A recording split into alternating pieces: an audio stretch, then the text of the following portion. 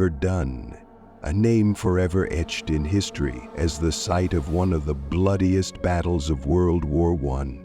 Between 1916 and 1918, the land around Verdun was reduced to a wasteland of mud, trenches, and unburied bodies, the result of relentless artillery fire and unimaginable human suffering. But amid the horrors of war, another terror emerged. One not from soldiers, but from the wild. As battles raged between French and German forces, a different predator lurked in the shadows. The wolves of Verdun, long driven away from human settlements, began to return, drawn by the scent of death that filled the ruined forests and open fields. What started as a desperate struggle for survival soon turned into something more sinister, a relentless and terrifying assault on both the living and the dead. At first, the wolves fed on the fallen countless bodies left unburied in the chaos of war. But as food sources became scarce and winter deepened, their hunger drove them to more daring acts.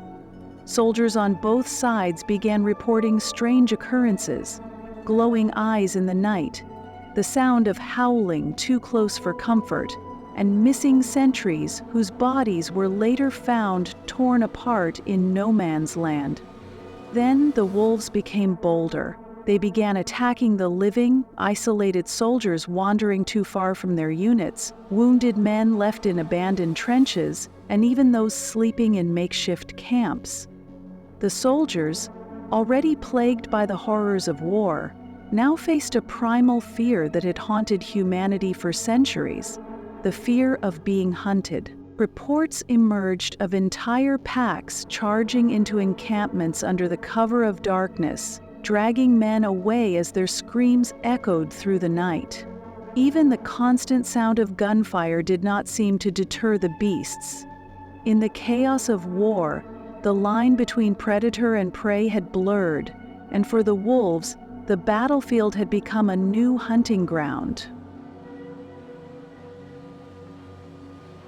Both French and German forces, locked in bitter combat with each other, found themselves fighting a common enemy. The wolves of Verdun showed no allegiance to either side. They struck wherever hunger led them. Eventually, commanders were forced to take action, organizing hunting parties amid the war effort.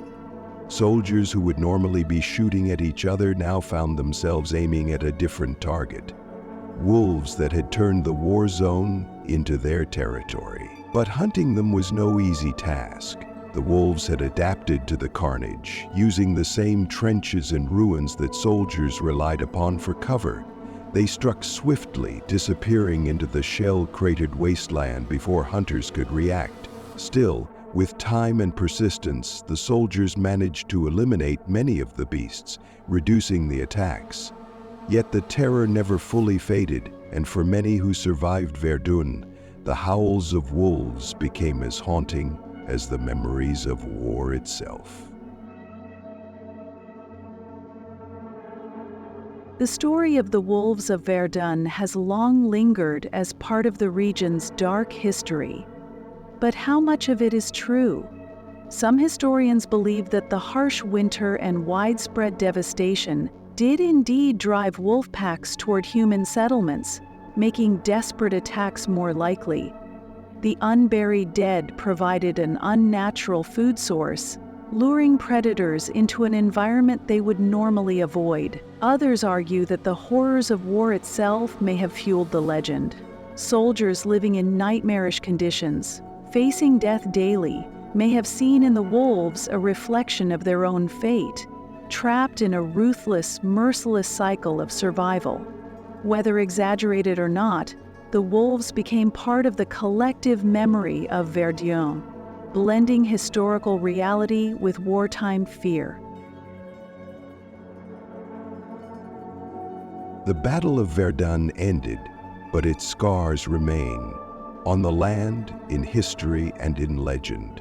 The ruins of the battlefield still stand as a monument to those who perished, and the echoes of war are forever tied to the eerie tales of the wolves that once roamed the trenches. The wolves of Verdun remain a chilling reminder that war does not only affect those who fight it, but also the land, the creatures that inhabit it, and the way we remember history. Whether fact or folklore, one thing is certain. During the Great War, death came in many forms, and sometimes it had glowing eyes and sharp teeth. The tale of the wolves of Verdun is not just a story of nature reclaiming the land, it is a story of survival, of fear, and of the fine line between civilization and the wild. Though the war ended, the legend of these creatures continues to haunt the memories of those who remember Verdun, whispering through the ruins like the howls of ghosts from the past.